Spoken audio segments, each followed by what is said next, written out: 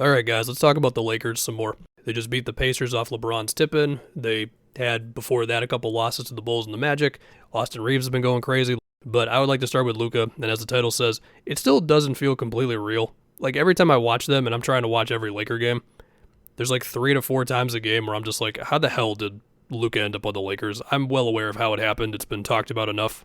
And the crazy thing is, for the moments that Luka has already had with them, and for the effect that he's had on the team, especially when it comes to their three-point rate improving. And, I mean, you could see late in that Pacer game, like back-to-back Rui threes off of Luka pick and rolls, simple stuff. But Luka has still not reached peak Luka, and a lot of that is from his two-point stuff. His threes are looking like Luka. Like, he's going on stretches of like, oh my god, this guy cannot miss on step-back threes and all that. But it's the inside stuff where he has not got back up to like Dallas Luka. Like, Dallas Luka was shooting 57% on twos, mid 70% in the restricted area. Like, he's got to get back to that with the Lakers, and you will see plays of like, you know, taking a step back two over Mathurin, or a number of his shots in the Magic game where like KCP or Anthony Black or Wendell or Isaac would either guard him well one-on-one or help or switch or whatever, and then he would miss a floater that on his best day he pretty much never misses.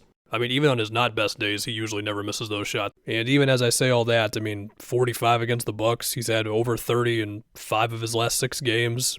He's at 28, 8, and 7 on 57 true shooting for them, and that was with his first few games being rough from the field. I mean, he's Luka. I guess this can segue into just the Lakers' offense in general. Austin Reeves has been cooking. The shot making between Reeves, LeBron, and Luka, I mean, in a playoff setting where there's going to be the plays that break down and you just have to get something out of nothing, like, it's great to have all 3 of these guys.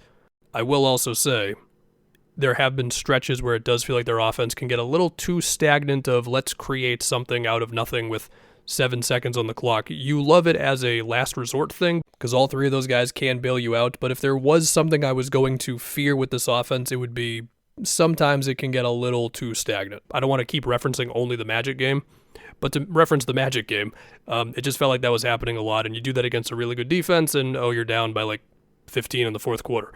I mean, Luka got like one off-ball set in that game off of like a down screen out of the corner for a catch-and-shoot 3, and it was like, oh my god, finally they did something else. But I also thought the Pacer game had some of these moments. They kind of went in and out of more advanced offense in the Pacer game. They had a stretch of that game where they kept on getting LeBron in the middle of the floor, off of like Reeves screening for him and the other way around, and I've been saying for years I love when they get into that two-man game, or you're getting like Finney-Smith screening for LeBron, or Rui screening for Luka, or again like a down screen for Luka, just anything besides tough jump shots. I mean, hell, they had a play where like Luka like cut through the lane at the same time LeBron had the ball in the high post, and he's attacking off the catch from the corner. I'm like, okay, now that's really nice. I'm not asking these guys to be Steph, but yeah. But then at the same time, in the fourth quarter against the Pacers where Indiana came back, there were like 3 or 4 straight plays of like a LeBron or Reeves or Luka tough jumper that they did not make, where I just didn't think enough happened on the play. But again, they will make some of those shots. But then they got back into their good screen actions late. Again, Rui back-to-back threes off Luka screens. Also, Luka getting a 3 off of Vando screening for Reeves. Now, they did play a lot of games and not a lot of days recently, and they did look kind of tired against the Magic. They looked very tired against the Bulls. We'll get to that. We'll talk about the defense. But yeah, assuming the ball's zipping around enough and there's just enough creative screen actions, or even just simple enough screen actions, I guess, they're going to be tough to guard. If the playoffs started right now, they'd have the Grizzlies in round 1. The Grizzlies are a very good defense. Anyway, speaking of the Lakers defense, how much stock do you want to put into that Bulls game? They played the Bulls again in a couple hours as of me doing this. It might have already happened by the time you see this, but you know what game I'm talking about. Where they gave up 146? Because that was rough, man. I mean, the amount of like transition buckets the Bulls got off of anything, turnovers, makes, misses, Giddey's pushing, Kobe's open, Vooch trailing threes or whatever. Like, if there was ever a blueprint for how to go at a Lakers defense that does need to like be aggressive and provide extra help at times and all that to make up for the fact that there's not a great defensive big. I mean, Jackson Hayes is doing his best, but there's just going to be a limit to that. Then perhaps it was that game. But also, they did look tired, and the Bulls shot insanely well from 3. Booz Ellis went nuts. They were helping hard off of him multiple plays. Then you also had the Magic game where, yeah, look, the Magic shooting well from 3 against anybody will cause that team to say, well, we did what was in the game plan, and they just killed us on it. I will say it did feel like the Magic were very comfortable going at certain switches, like getting Paolo onto like Gabe Vincent off the ball, and then he's drawing 2 on the catch, or Reeves or Luka or Franz going to Luka, whatever, stuff like that. And the Pacers are a more talented team that does similar things to the Bulls, right? Between pushing and threes and spaced out floor with the center, the whole thing. The Lakers won that game, but the Pacers also did have like a 120 offensive rating. So what does all this mean for the defense?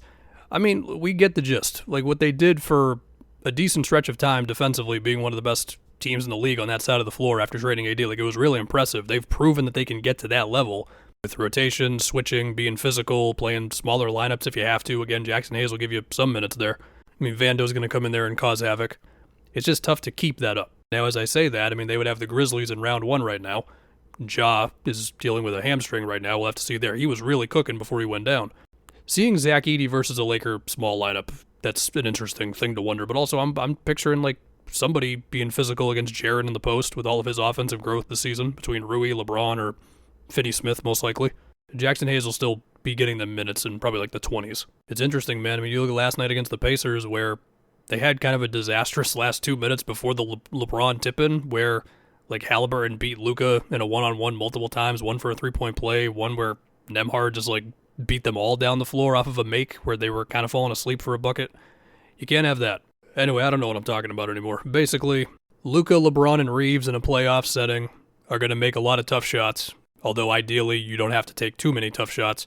LeBron and Luka are geniuses. They're going to make all the passes the defense dares them to make. Hopefully Finney Smith and Rui and Gabe Vincent and Goodwin, if he's going to get minutes in the playoffs, make enough threes. Vando's going to get out there for some minutes. Teams are going to not guard him at all. So you probably got to use him as a screen setter, dunker spot, whatever. And defensively, you get it. I'm just talking at this point. Also, best wishes to Dame. That news was super rough.